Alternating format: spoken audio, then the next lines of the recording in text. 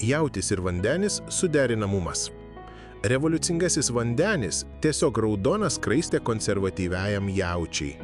Geriausiu atveju jie visai nesidomi vienas kitu ir palieka vienas kitą ramybėje. Pasauliai, kuriuose gyvena šie ženklai, vargiai turi bendrą sąlyčio tašką. Vandenių polinkis žaisti ir nerimtas požiūris į meilę pykdo į tai daug pastangų dedančius jaučius.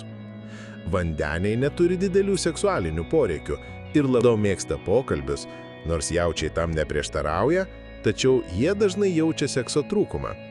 Abu ženklai užsispyrė, tačiau skirtingai.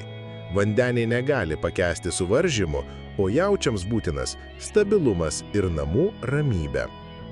Šie skirtumai kels nuolatinius nesutarimus ir erzins tiek įprastai ramų ir atsipalaidavusi vandenį, tiek ir dažniausiai linkusi ramiai išsiaiškinti jautį.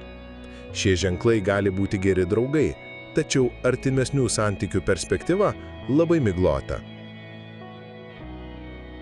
Tikiuosi, kad šis vaizdo įrašas suteikė jums naujų minčių ir padėjo geriau suprasti likimo ženklus. Jei jums patiko, prenumeruokite mūsų kanalą, kad nepraleistumėte būsimų vaizdo įrašų. Ir spustelėkite mygtuką patinka, jei norite mus palaikyti. Iki pasimatymo.